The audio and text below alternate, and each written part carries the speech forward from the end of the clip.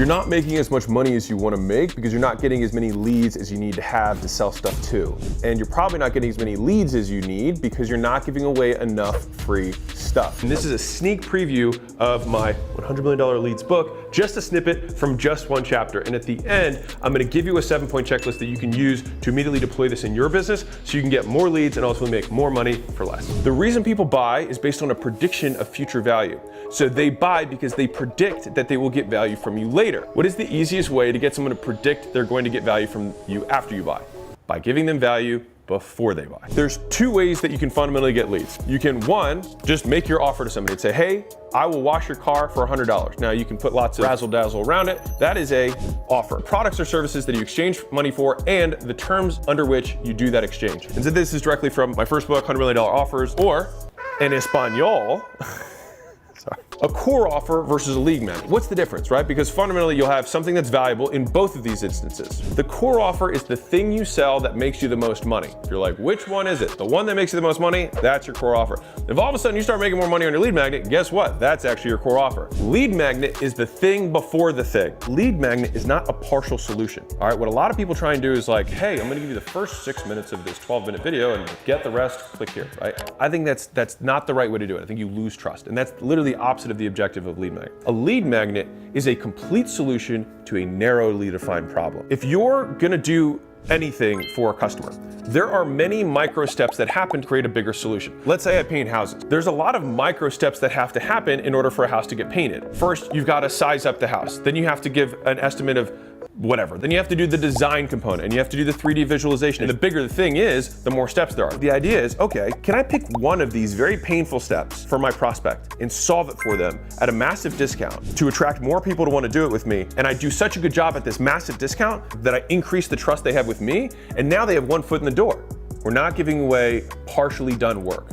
We're giving complete work to a narrowly defined problem that once completed opens up the next problem. For example, you do massage and you're like, I can't get enough massage clients. Well, it's usually because you're not giving enough free stuff away. Because fundamentally, if you give something away for free, you will almost always have demand for it. And if it's good, you'll have exponential demand for it. If I give away a $10 massage to get people to come in, and then later everyone buys packages of massages from me or buys a massage subscription from me, the massage subscription or the massage packages are my core offer, and the lead magnet would be the trial offer of the $10 or discounted massage. The reason people do those discounted massages, they give those trials, they give those mini offers, the lead magnets on the front end, is because they make more money. Because if I go up to 100 people and say, hey, let me give you a massage for $100, a lot of people might say no. Maybe one person would say yes. Now, if I then said to the same 100 people, I want to give you a massage for $10, I might get 20 people to say yes. And then of those 20, get a third of them to buy the 100 thing after they tried my massage. And so you've got one person getting a massage for $100 versus 6 people getting a massage, 30% of the 20, after giving them that first trial. And so my cost to acquire them is the cost of delivering the lead magnet. So if it costs me $10 in cost to give the massage, then I break even on my lead magnet. If it actually costs me 20, I might lose 10 bucks. But am I willing to lose 10 bucks on 20 people? So I pay $200 to get 6 customers that convert and are worth $2,000.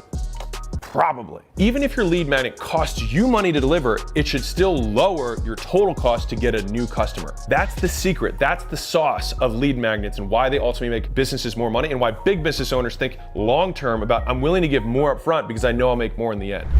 You might be wondering why I just caught a football. It's because I'll be hosting the Super Bowl of entrepreneurship on Saturday, August 19th, where I'll be releasing my new book, $100 Million Leads, the second book in the series after its big brother, $100 Million Offers, which has 15,000 5-stars on Amazon, sold over 400,000 copies off word of mouth alone. And the only reason I'm making an ad is because I talk about ads in the book and I want to prove that I know what I'm doing. If that sounds at all interesting and you want to be there, which you would, why would you not want to go to the Super Bowl? Click the link, opt in, I'll see you there. A lot of people get really afraid of giving away free stuff because they're like, if I give away all this value, then what would I do? It's like, give more value. And if you don't know how to give 2 types of value, then get good enough to be able to give value on the front end before someone buys so that you can give value on the back end. One of the beautiful things about business and life is that when you solve problems, you create more problems. If you're broke, being broke sucks. When you have money, taxes also suck. Now, you may prefer those problems, but they are problems nonetheless. What we want to do is always know what the journey of the customer is going to be ahead of them. And we should, because we're the ones who've done this 100 times. And so we should know what next problem is going to come up. And if we put our thinking caps on, we say, hey, well, if there's 6 steps to this problem, why don't I solve the first 2? And then they're going to encounter problem 3, and then I make that my paid thing. Now, I completely solved problem 1 and problem 2, but it naturally leads itself to problem 3, which I can then charge for. So for example, if you're trying to lose weight, there's a lot of steps that have to occur. And the way that I like to think about this is before, during, after for everything that has to happen for a customer. So if a customer wants to lose weight, then they're gonna probably have to eat better, work out better, and they'll probably need some sort of help along the way in terms of accountability to keep them on it, right? Eat better, but what does that mean? Well, they're gonna have to buy their groceries differently, prepare the food, eat the food's gonna have to taste good, they're gonna have to get the right macros. It's like, oh wow, there's like a lot of little things here. Can I say, hey, how can I make grocery shopping easier? Here's a list. Here's a preloaded Instacart grocery list for women who are at this weight, women who are at this weight, women who are at this weight, men who are at this weight with this goal, right? And you're like, wait, that's a lot of those. It's like, yeah, but it's one-time work that you can set up for 100 different types of people, and then they have their grocery list for you. Now that's just problem 1. What if after that, what's the next problem they're gonna have? Well, they're gonna bring it back and be like, what do I do with all this shit? How to clean and prep all of the food that you just bought in under 60 minutes. And I'm going to solve it for them. Then what am I gonna do? Well, how to store it and portion it in a way that you can bring it with you so you don't get that weird jelly in the bottom of your chicken breast, Tupperware, which is nasty as hell, which they pump in there, by the way, to increase the weight. If you solve them very well, people are like, oh shit, but I also need this. And you're like, aha.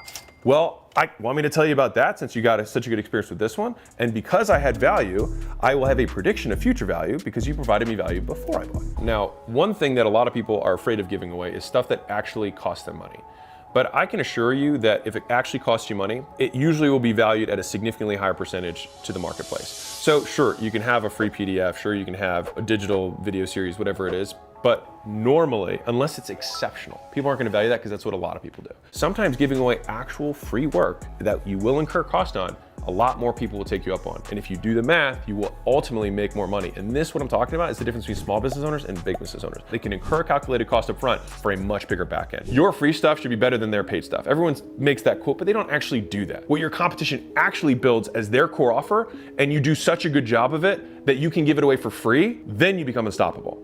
And if you're like, wow, that takes work. Duh. Also, so does becoming a multimillionaire. So, did you think it would be easy? Let's round this out with 7 quick steps that I think through when I'm actually trying to create lead magnets for any business that we have. Step number 1, figure out the problem you want to solve and who you want to solve it for. If you know who you're trying to solve it for, you will name it differently, you will approach the problem differently, you'll market it differently, you'll package it differently, and ultimately you'll deliver it differently if you're very clear on who and what. Number 2 is figure out how you want to solve it. So inside the book, I talk about 3 different ways that you can solve an actual problem for a lead magnet. So one would be like, if I give a free assessment of any kind, I'm revealing a problem to somebody. A different way would be giving a trial of something. They are usually more problem aware, they know their back hurts, and so I just need to solve it for them. But unless they keep paying me, it'll come back. And there's other versions and you can combine them, which I talk about more in the book. You figure out how you want to solve it. The third step is figuring out how you want to deliver it. There's lots of different delivery mechanisms. Do I want to do it with information? Do I want to do it with a service? Do I want to do the physical product that I'm going to send them that demonstrates it? All of these are different ways to deliver on that one promise. And the question is, which of these is going to be perceived as the highest value from the prospect